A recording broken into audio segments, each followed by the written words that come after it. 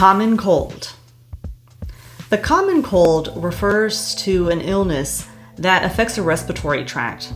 Often, it refers to the upper respiratory tract, which is basically from your nose all the way to your trachea. And then there's the lower respiratory tract, which involves mainly your lungs and airways. Now, when we refer to the common cold, the common cause is actually viral. There are a few cases of bacterial etiologies, but the majority of these are viral. Now, your doctor can be able to distinguish between whether or not you have a bacteria, and if you do, then they'll prescribe you antibiotics, but most colds won't be affected by antibiotics. Symptoms of the common cold include having a runny nose or nasal congestion, having a sore throat, coughing is a big one, and then, of course, you may have some itchiness. If you're having a viral problem, you may have what we call erythema in your conjunctiva or the red eyes. And then finally, you could have fatigue, and you may or may not have fevers and chills. Now, there is some hype about vitamin C and how taking a daily vitamin C can actually protect you from having a cold, especially during flu season. But what does the data show? Hi, I'm Dr. Naznin Jamal. I'm a board-certified internal medicine. It's my job to review the data and to educate you and your loved ones about diseases and basic medical concepts. So let's begin. Now, there are an extensive amount of studies that look at vitamin C. They're looking at whether or not taking a daily vitamin C can be preventative, and even looking at whether or not treating with vitamin C can help reduce the duration of the cold. But most of these studies actually have mixed results, so let's look at the evidence. In 2013, researchers Mr. Jamal and Ms. Chalker reviewed 29 trials involving 11,306 participants to evaluate whether or not they developed a cold while taking daily vitamin C.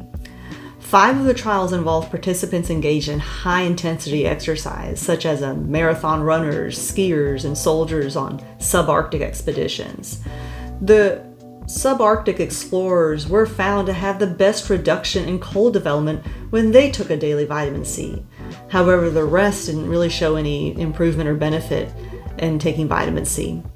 They also compared the effect on children compared to adults. Now, results show that 1 to 2 grams per day of vitamin C reduced the days affected by up to 18%. In adults, the benefit was more modest at 8%. There were additional studies evaluating whether giving vitamin C at higher doses during an acute cold led to any shortening of symptoms, but none were really seen in alleviating the duration or even the severity of symptoms. This is far from a settled topic. Vitamin C has had a huge significant role during the COVID pandemic. But at the time, the data was mixed on whether or not giving patients with severe COVID IV vitamin C made any difference.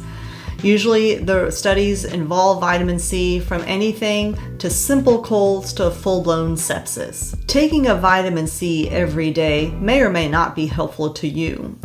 If you are determined to take a vitamin C pill every day, please ensure that you're following the serving size recommendations on the vitamin bottle, and that will ensure that you don't overdose on vitamin C, because overdose of vitamins can cause to a whole new set of problems.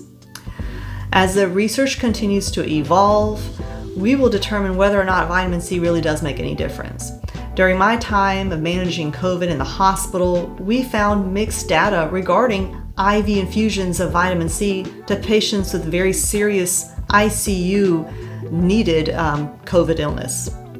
At the end of the day, the choice is yours, whether or not you wish to take vitamin C. As the data evolves, I'll update you all on the conclusions. Until next time.